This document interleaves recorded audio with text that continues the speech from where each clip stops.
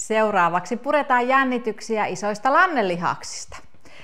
Ja tänne metsästäjäkeräilijälle niitä jännityksiä kertyy aina kun sinä istut koneen ääressä tai kännykän ääressä ja tulee paine. Tulee vaikka aikataulupaine työn puolesta tai luet sieltä jotain semmoista, mikä aiheuttaa mielipahaa, niin jännitys alkaa kerääntymään tänne. Me luullaan, että se kerääntyy päähän tai hartioihin, mutta se kerääntyy tänne. Eli tämmöinen tilanne, kun tulee, niin voit nousta seisomaan ja viedä toisen jalan pikkusen taemmas ja tipahdat täältä korvien välistä, jossa pääsääntöisesti asustat, niin tuonne jalkaterään, takimmaisen jalan jalkaterään. Ja työnnät siellä takimmaisen jalan päkiällä. Ja sitten vapautat. Ajattelet, että päkiä isovarpaan tyvi työntää. Ja pitäisi tuntua lempeä venytys täällä isoissa lannelihaksissa. Ja hengitys johtaa. Sisähengitys työntää ja uloshengitys vapauttaa. Ota kädetkin mukaan. Lantiossa tunnet venytyksen ja sen jälkeen vasta nostat kädet. Ja uloshengityksellä vapauta. Hengitä sisään. Katsetta vähän ylös, hengitä ulos. Ja 3. Ja voi tehdä vaikka 6 kertaa. Eli ajattelet, että vain päkiä on töissä, tunnet lantiossa venytyksen ja sitten nostat kädet vielä mukaan.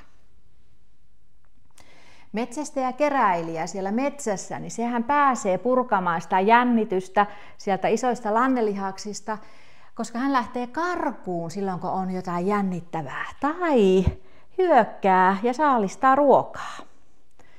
Onkohan nyt suurin piirtein tehty 6 kertaa? Niin samalla tavalla meidän hermosto reagoi silloin, kun tulee paine. Mutta me vaan tehdään toisin. Me yleensä istutaan siinä koneen ääressä, puretaan hampaat yhteen ja päätetään, että minähän selviän ja teen tämän työn loppuun ilman mitään kehon liikettä. Lähdetään toiselle puolelle. Sisähengitys työntää, päkiä työntää, uloshengitys vapautat. Vaikka kerta vielä ja sitten kädet mukaan. Vielä palaan siihen metsästäjäkeräilijään, jota me kaikki ollaan hermoston näkökulmasta. Eli kun me emme nouse siitä tuolilta tarpeeksi usein, kun me emme aukaise noita isoja lannelihaksia, niin se jännitys jää sinne hermostoon. Ja erityisesti syvään faskialinjaan ja tuonne ulomaiseen purentalihakseen. Eli sinnillä ja suomalaisella sisulla, kun minä tästä menen läpi, eli puren hampaat yhteen, ettei vaan pääse purkautumaan se jännitys sieltä kehosta. Niin sitten purraan hampaita muulloinkin kuin syödessä. Ja ne on tarkoitettu syömiseen, että se hampaiden yhteen pureminen. Paitsi jos pitää purra jotakin siellä metsässä muuten. Hyvä. Tämä riittää tästä liikkeestä. Vaihdetaan taas jalat toisinpäin. Ja nyt ne jalat pysyy siellä lattiassa. Eli ei nouse siellä takimmaisen jalan kantapääkään, niin kuin edellisessä liikkeessä nousi. Nyt te vaan polvet lähtee liikkeelle. Etumainen polvi ja sitten viet vaan peukalot taakse. Sen jälkeen takimmainen polvi koukistuu ja etumaisesta jalasta varpaat ilmaan. Ja kädet tulee tänne eteen, kämmenselät vastakkain.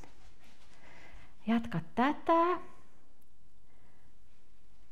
Olisiko vaikka 3 kertaa? Eli milloin tahansa, kun sun pitää saada rintaranka auki, niin vietkin peukalot vaan taakse. Ja sitten takalinja vähän aukeaa, kun varpaat nousee ylöspäin. Tälle puolelle viimeisen kerran. Hyvä. Ja jos haluat yhdistää hengityksen, kun vaihdat jalat toisinpäin, niin se on sisään hengitys, jolloin peukalot taakse. Ja ulos hengitys, kun kämmenselät vastakkain. Ja riittää, että se hartiassa ja lapojen välissä tapahtuu liike, eli ei tarvitse pitkälle alas lähteä menemään.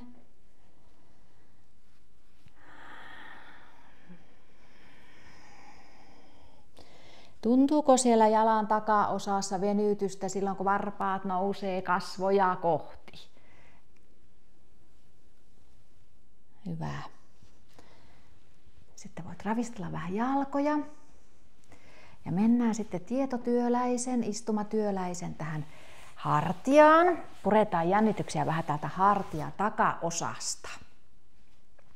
Tuo kädet eteen. Koukista kyynärpäistä. Vie sinun oikea käsi täältä toisen käden alta. Ja nytten voit tavoitella tätä ylemmän käden rannetta tai ylemmän käden peukaloa.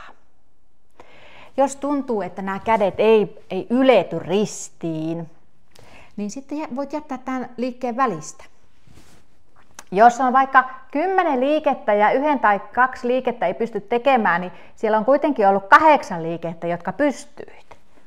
Eli keskitytään siihen, mitä pystyy tekemään. Eli nämä kyynärpäät ei täällä lepää rintojen päällä, vaan pikkusen kyynärpäitä ylöspäin ja otat peukalosta tai ranteista kiinni ja lähdet vetämään siitä peukalon suuntaan, sinne suuntaan, mihin se peukalo osoittaa, ja sitten vapautat.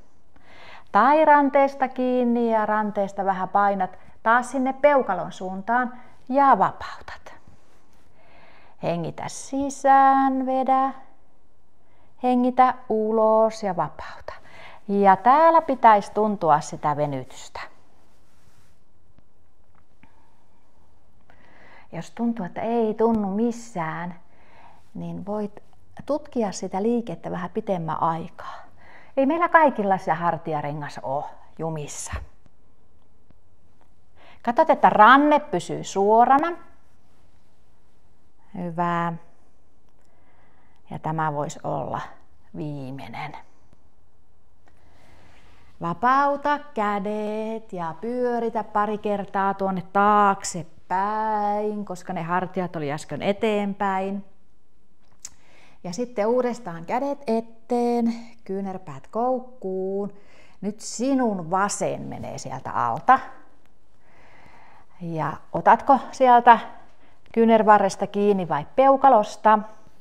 Muista, että älä rentouta kyynärpäitä alas, vaan pikkusen nostat ylös. Sisään hengityksellä.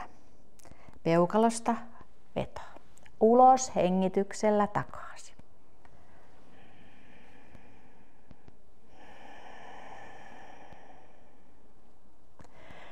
Ja taas voi olla, että tämä puoli on tiukempi tai jopa rennompi.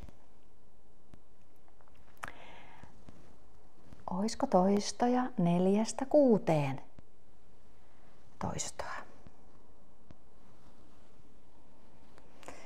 Monesti käy niin, että sille ensimmäiselle puolelle ohjaaja teetättääkin enemmän, koska on selostettavaa enemmän. Mutta ei se haittaa. Hyvä, voidaan vapauttaa. Pyöräytä hartiat ympäri.